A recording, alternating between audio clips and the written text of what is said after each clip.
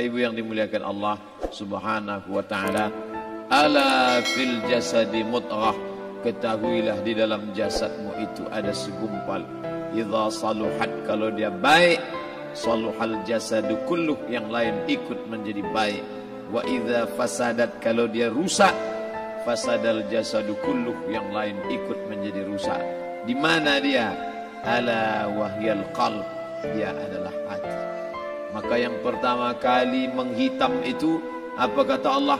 Kalla bal rana, ada satu titik hitam, ala qulubihim, ada satu titik hitam di dalam hati mereka. Ketika satu titik dibiarkan berubah menjadi dua titik dibiarkan berubah menjadi 3 titik, 5 titik, 10, 100, 1000, maka dia pun menjadi hitam semuanya. Ketika hati sudah hitam, maka itulah azab di atas azab. Khatamallahu ala qulubihim. Setelah hati menghitam, terkunci, menular ke telinga. Wa ala sam'ihim. Setelah telinga, wa ala absarihim ghishawah. Padahal 3 itulah nanti yang akan ditanya di hadapan Allah. Inna sam'a wal basar wal fuad. Coba lihat, ketika akan ditanya, yang ditanya 3, tapi diawali dari telinga.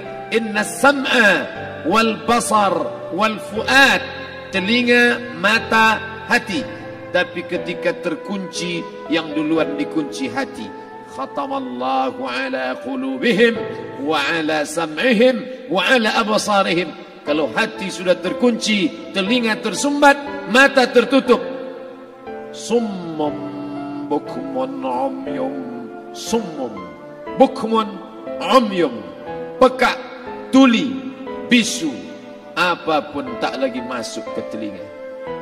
Malam ini kita menyadarkan diri kita, terlebih lagi yang berceramah, jangan kau hanya sampai menyampaikan ayat saja. Hai Abdul Samad, apakah kau yang bicara itu hatimu sudah hidup? Senantiasa merasakan diri, aku orang paling hina, aku orang paling kotor, ditempelkan kening ke lantai di tempat yang diinjak tapak kaki, mengatakan bahwa aku bukan siapa-siapa. Malam ini Kepala Kanwil BPN Provinsi, Kabupaten, saya tak bisa membedakan mana yang kabupaten, mana yang kota, mana pegawai tinggi, mana pegawai rendah, semuanya rata sama. Andai dibuat acaranya di kantor, mungkin saya segan, sungkan melihat dari seragamnya, bajunya, tapi malam ini semuanya sama. Andai tak disebut tadi Pak Kepala Kantor, Pak Kanwil, saya pun tak tahu mana Pak Kanwil, mana tidak.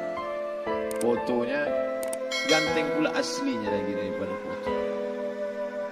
Artinya apa? Bahwa kalau sudah masuk ke dalam masjid, ketika engkau merasa dirimu tinggi di atas, kau bukan apa-apa, karena yang paling tinggi di badanmu pun kau tempelkan. Tapi saat kau jatuh, rendah, down, stres, kau jangan merasa rendah, karena kau tegak berdiri di hadapan Allah. Kau angkat 2 tangan, Allahu Akbar. Di dalam diri ini disebut dia dengan qalb. Kenapa disebut qalb? Orang Arab menyebut qalb qallaba, karena sifatnya berbolak-balik. Pada saat selesai salat, astaghfirullahalazim, tidak ada yang paling bersih, dia bersih. Tapi pada saat petang sore hari, yusbihu mu'minan, paginya putih, bersih, tak bernoda. Wa yumsi kafiran, petangnya hitam. Makanya dari pagi dibersihkan.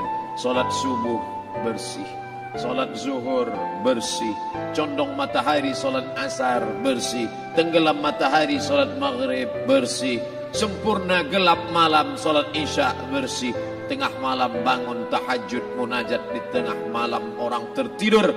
Wa tusalli bil laili wan nasu niyam, engkau tegak di waktu malam, di saat orang semua sedang tenggelam dalam lelap tidur panjang. Tapi engkau menangis meratap mengenang dosa begitu banyak.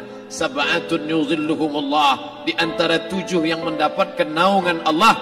Yauma la zilla illa zilluh, hari itu tak ada naungan kecuali naungan Allah. Di antara yang mendapatkan naungan itu adalah rajulun zakarallah, orang yang berzikir, munajat, muhasabah diri di tengah malam, sunyi, sepi, fafadat ainahu, menetes air matanya.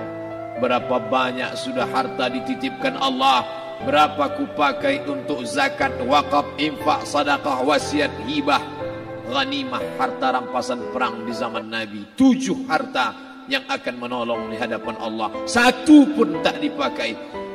Umur diberikan Allah 40, 60, 70. Berapa yang kupakai untuk menolong agama Allah? Berapa yang kupakai untuk mengingat Allah? Mata, tangan, telinga, kaki akan diminta tanggung jawab di hadapan Allah. Al-yawma nakhtimu ala afwahihim, mulut terkunci, wa tukallimuna aydihim, tangan akan bicara, wa tashhadu arjuluhum, kaki akan bersaksi di hadapan Allah. Siapa yang bisa menolong waktu itu? Kalau pernah tangan ini saat punya kekuasaan, 1 coretan tanda tangan bisa mempermudah urusan masjid. Sebutir kekuasaan yang dititipkan Allah bisa dipakai menolong agama Allah. Itulah yang akan menolong di hadapan Allah. Apa yang disampaikan malam ini, semua biaya pengurusan masjid 0. Itulah sesungguhnya yang akan menolong di hadapan Allah. Adapun harta yang disimpan, tabungan, deposito, tanah, rumah, kendaraan, semua akan tinggal menjadi harta warisan.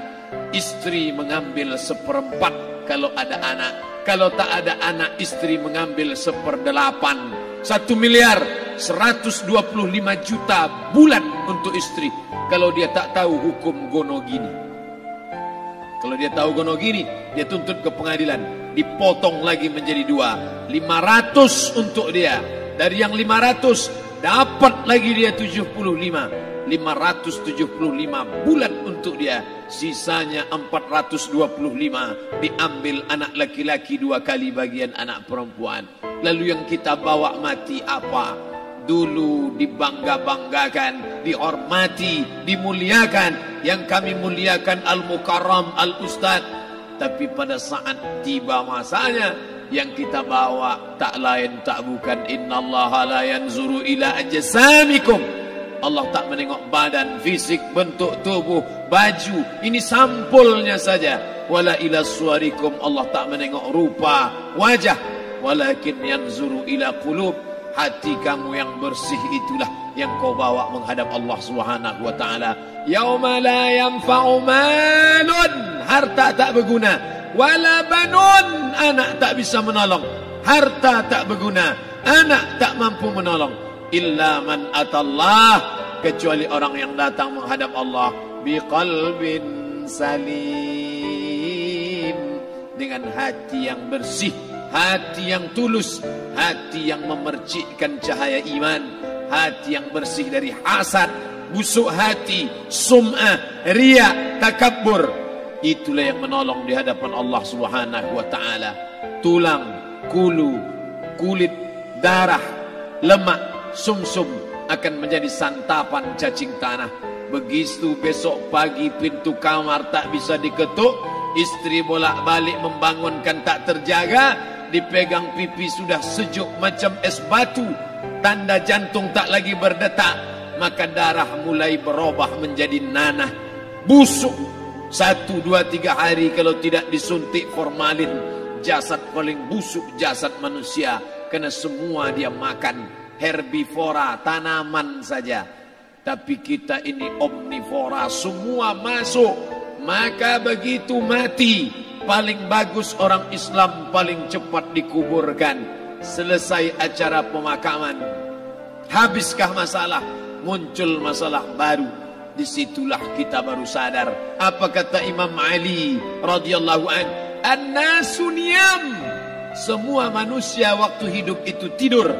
Bapak tidur, ibu tidur, saya tidur. Semua orang waktu hidup itu tidur. Falamma matu, ketika dia mati, disitulah dia baru terjaga dari tidur panjang. Saat Israel mencabut nyawa, ditarikkannya adalah satu centapan yang kuat. Disitulah kita baru terjaga dari tidur panjang. Betapa aku meninggalkan salat, betapa aku tak berzakat, betapa dulu kekuasaan, aku lulus umur 30, pensiun 58, 28 tahun apapun tak pernah kubuat untuk agama. Sibuk membesarkan anak, sibuk mengurus warisan. Anak pun tak ingat dengan kita karena kita lupa menanamkan pendidikan agama di dalam otak kepalanya. Andai dulu pernah dia dibawa ke masjid, andai dulu pernah dia dibawa umrah, andai dulu dia dimasukkan SD IT, SMP IT, SMA IT, Islamic Boarding School, dibawa ke masjid, takkan dia lupa mendoakan selesai sholat, Rabbighfirli wali walidayya warhamhuma kama rabbayani saghira. Harta yang banyak tak sempat menolong agama Allah. Anak tunggal semata wayang tak sempat dididik agama. Istri meninggalkan dalam keadaan stres susah hatinya karena dia tak diajarkan sabar menerima ridha ketetapan takdir Allah. Dan paling celaka, tak pernah anggota tubuh ini dipakai untuk berzikir, muhasabah, mengingat Allah. Tak pernah mata dipakai menengok Quran, kitab suci Allah. Tak pernah dipakai hati merenung sejenak, apa yang akan kubawa mati menghadap Allah Subhanahu wa ta'ala. Malam ini saya tak minta diajak ceramah tentang hukum zakat, hukum puasa. Saya tidak diajak tanya jawab apa hukum unjuk rasa besok tanggal 4. Yang ditanya adalah bagaimana kita merenung sejenak. Abdul Somad, engkau berhadapan dengan para pegawai Badan Pertanahan Nasional Provinsi Riau, berkumpul 12 kabupaten kota. Ini orang-orang ngurus tanah, dari dalam tanah naik ke atas tanah, ngurus tanah, ngurus tanah, ngurus tanah, masuk ke dalam tanah. Abdul Somad dari dalam tanah naik ke atas tanah, ceramah, ceramah, ceramah, ceramah, ceramah, masuk balik ke dalam tanah. Yang kau bawa apa? Baju koko tinggal, peci tinggal, pakaian kehormatan tinggal. Yang tentara belum pernah saya diundang. Ustadz besok datang takziah, bapak tentara meninggal, tahu-tahu kain kapannya loreng. Tak ada. Yang kau bawa kain tidak berjahit, disobek, kerak. Itu yang akan menyampul kulitmu, yang selama ini kau dimandikan, dibersihkan oleh ibumu dulu 60 tahun yang lalu. Sampai masanya kau lupa kapan kau dimandikan dulu. Sekarang ruh melihat, disebut dia ruh karena dia raha ya ruhu ruh, seperti aroma semerbak yang datang pergi hinggap. Ruh sampai masanya dia datang masuk ke dalam jasad. Ruh sampai masanya dia pergi meninggalkan jasad. Malam ini dimuliakan Al-Mukarram Haji Abdul Somad LCMA. Kenapa Abdul Somad ini dimuliakan? Karena ruh hinggap sejenak sebentar, sampai masanya besok pagi dia ruh keluar dari dalam tubuh ini. Anak yang katanya ayahku sayang, istri katanya kaulah abang, sampai masanya mereka tak lagi mau mendekat. Rumah itu saya yang buat, saya yang mengukurnya. Tapi begitu ruh sudah keluar dari badan, tidak satu pun semeter, sesenti, sejengkal, seasta ada tempat di rumah itu untuk jenazah bernama jenazah Abdul Somad. Dulu orang bertanya, rumah Ustadz Somad di mana? Hari ini orang tidak lagi bertanya, tak lagi menyebut nama. Orang sudah mengatakan kuburnya mana. Dulu kalau dia masuk masjid, didatangi orang, disalami orang. Mahasiswa, anak-anak, remaja mencium tangannya sebagai tanda hormat. Tapi begitu diletakkan keranda, kita akan sholat jenazah nanti selepas sholat zuhur. Apa kata orang? Letakkan di tepi sana, letakkan di tepi sana. Tak satu pun mau mendekat, letakkan dia di sana. Bahkan sebagian mengatakan dalam masjid, letakkan dia di luar. Dia tidak disebut engkau yang mulia, tidak digunakan kata ganti orang langsung. Letakkan dia di sana. Bahkan sebagian tak lagi, padahal tempat paling mulia sebelah kanan, orang tak lagi mau di kanan, mulai dia menjauh ke kiri. Kenapa kau ke sana? Takut aku mimpi hantu nanti malam. Mana kawan, sahabat, andai tolan, anak menantu, teman sekantor, semuanya pergi meninggalkan. Yang tetap dibawa, kalau pernah kaki melangkah salat berjamaah di masjid, kalau pernah tangan mengusap kepala anak yatim, kalau pernah tangan mengucap subhanallah. Nanti di akhir tausiah kita akan berzikir, munajat, muhasabah diri, berdoa, mengenang apa yang akan kita bawa menghadap Allah Subhanahu wa taala. Datang malaikat membawa kain kafan dari cahaya, akan menyambut ruh yang mulia. Hadis riwayat Ahmad bin Ambal dalam kitab Al-Musnad. Turun malaikat berlomba-lomba membawa kain putih dari cahaya, menunggu ruh akan keluar. Ruh menetes seperti embun di ujung daun. Daun tidak bergoyang, ranting tidak patah. Ruh menetes pelan turun ke dalam kain kafan, dibawa malaikat ke pintu langit. Tak sabar mereka menyambut. Inikah dia yang selama ini berjamaah? Inikah yang dulu ketika dititipkan kekuasaan menolong agama Allah? Kam min masyhurin fil ardi walam yakun ma'rufan fis sama. Berapa banyak yang masyhur terkenal di bumi, malaikat tak mengenal dia. Ini ruh siapa? Tapi ini bukan LCMA, dia bukan ustaz, dia bukan ulama, tapi imannya dalam. Kekuasaan dipakai menolong agama Allah. Ruhnya keluar di bawah. Semua malaikat mengucapkan salam. Inilah orang yang selama ini kami tunggu-tunggu. Catatannya sudah lama. Setiap pagi petang malaikat subuh membawa catatan namanya, malaikat malam membawa catatan namanya. Kami merindukannya. Begitu orang-orang yang masyhur di langit tapi tak dikenal makhluk bumi. Tapi ada sebaliknya, yang ruhnya disentapkan, ditarik malaikat dengan begitu tarikan yang sangat kuat. Nabi bertanya saat Isra Mi'raj kepada mereka yang sudah mati ribuan tahun yang lalu, apa yang kalian rasakan? Yang satu mengatakan seperti tebasan pedang di tempat yang sama beratus kali. Yang satu mengatakan seperti kambing yang dikuliti hidup-hidup. Yang satu mengatakan seperti mata kail pancing ditarik dari kulit yang basah. Maka kita berdoa setiap selesai salat, Allahumma hawwin alaina, ringankan kami ya Allah, fi sakaratil maut, di saat sakaratul maut yang amat sangat menyakitkan itu. Dan mereka yang pergi tak pernah kembali, mereka yang mati tak pernah bercerita, kecuali hanya kepada Sayyidina wa Maulana Muhammad sallallahu alaihi wasallam.